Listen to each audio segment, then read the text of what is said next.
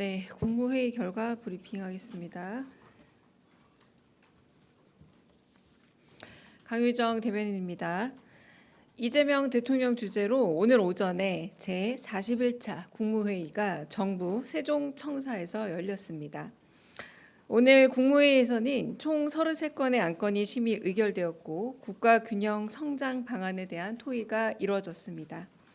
자세한 내용은 사전에 배포해드린 보도자료를 참고해 주시기 바랍니다.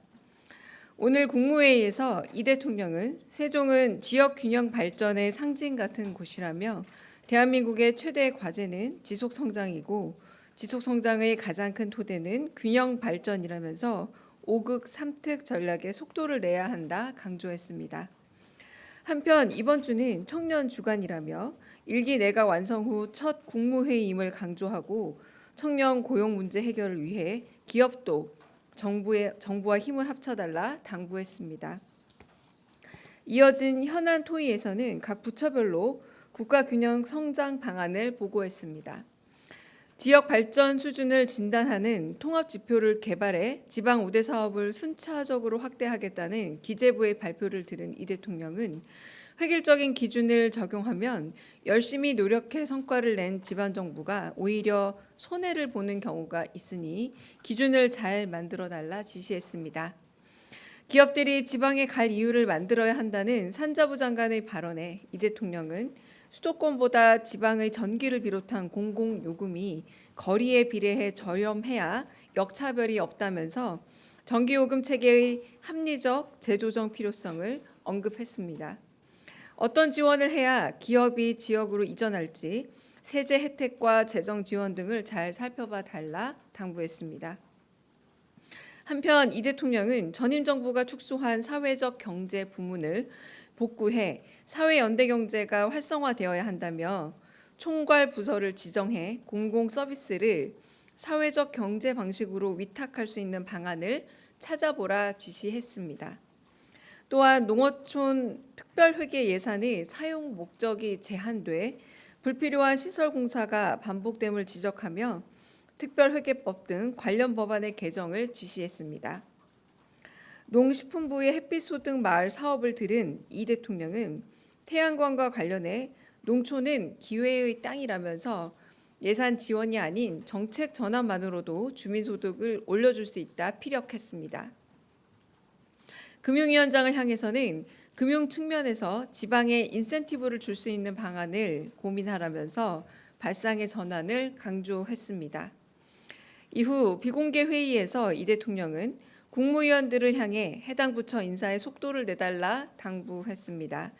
공급자가 아닌 수용자 관점에서 현장의 목소리에 귀 기울여 달라면서 특히 산하 기관들을 각별히 챙겨 성과를 내달라 지시했습니다. 이상입니다.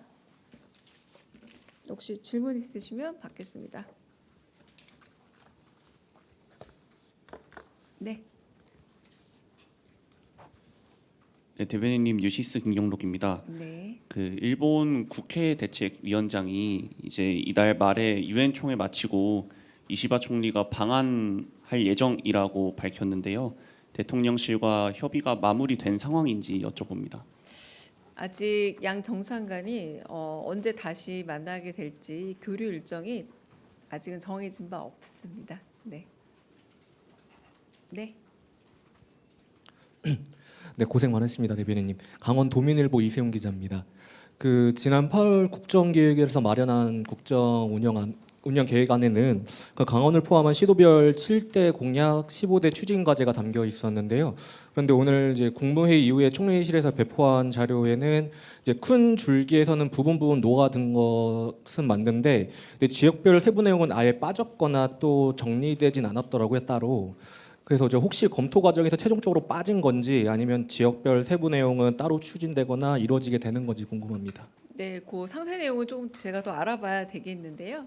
네, 오늘 의결된 부분은 이제 정리돼서 이제 큰 방향에 대한 줄거리이기 때문에 그 부분이 뭐 혹시나 빠진 건지 아니면은 단지 담기지 않은 것인지에 대해서는 조금 제가 더 알아보고 답을 드리도록 하겠습니다. 네, 아까 네.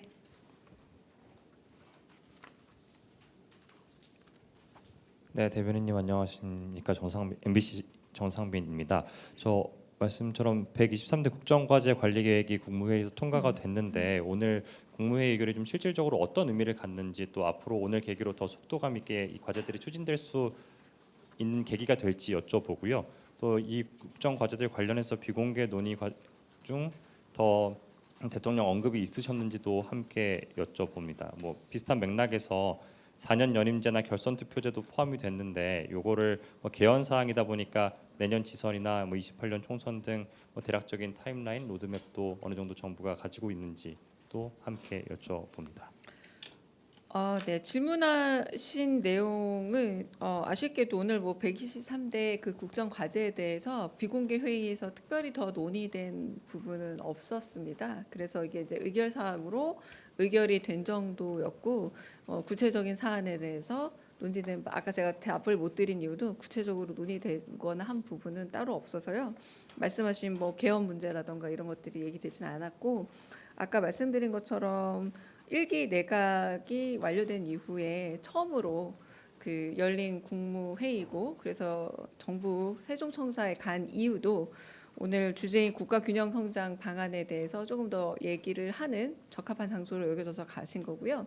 또 무엇보다 오늘 처음 국무회의에 참여하신 2명의 장관과 2명의 위원장, 다수의 위원장분들이 계셨습니다.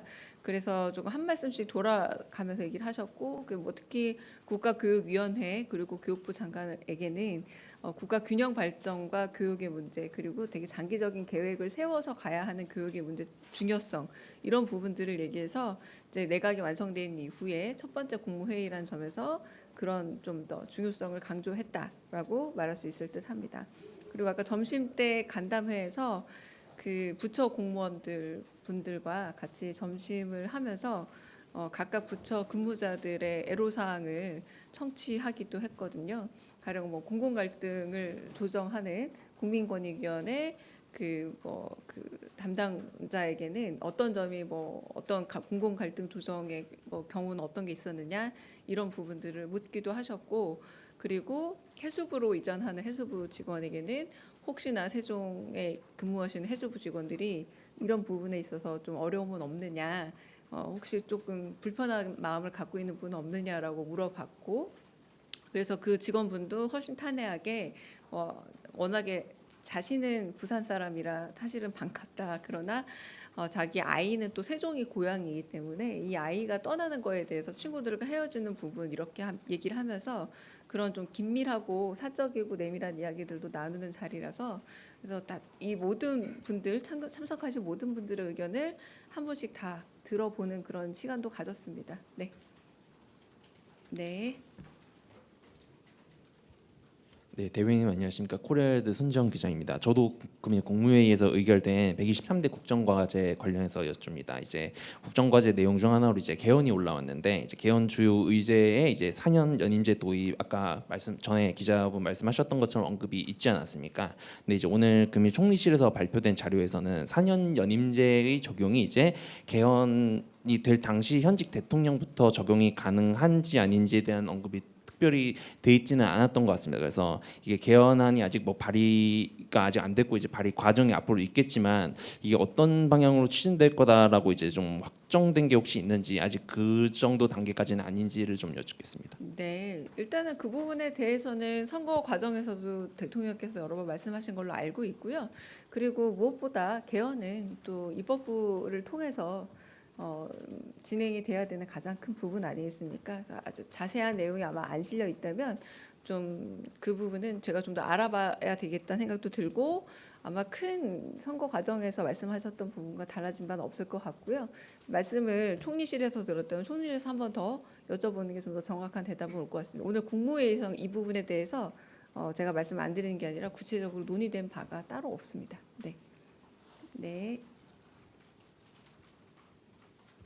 네, 대변인 안녕하세요. KBS 이희연입니다. 저도 국정과제에 대해서 하나만 더 네, 여쭙자면요. 근데 진짜 별로 오늘 의결만 하고 여기서 논의는 안 됐어요. 네, 네. 네, 그래도 하나만 더 여쭙자면 네, 네. 그 1호 국정과제가 개헌으로 나와 있는데요. 이게 혹시 뭐 1호 국정과제로 삼았다는 게 뭔가 더 중요하게 생각하고 뭐 특별히 추진한다는 그런 의미가 혹시 있는 건지 좀 여쭙습니다. 뭐 개헌이야 저희 정부 시작되기 전에도 한창 이슈가 됐었고 뭐 최소한으로는 뭐 광주 민주화 운동 정신을 개헌 그 헌법 전문에 실른다부터 시작해서 다 개헌 상황 아닙니까? 그래서 아마 그런 부분들은 국민들과 약속된 부분이기 때문에 들어간 것 같고요. 말씀하시는 상세 내용 같은 것들은 오늘 특별히 다뤄진 바가 없기 때문에 발표하신 부처에서 좀 여쭤보는 게 정확한 답은 돌려받을 수 있지 않을까 싶습니다. 네. 또 질문 있으실까요? 네. 특별히 질문 없으시면 여기서 마치겠습니다.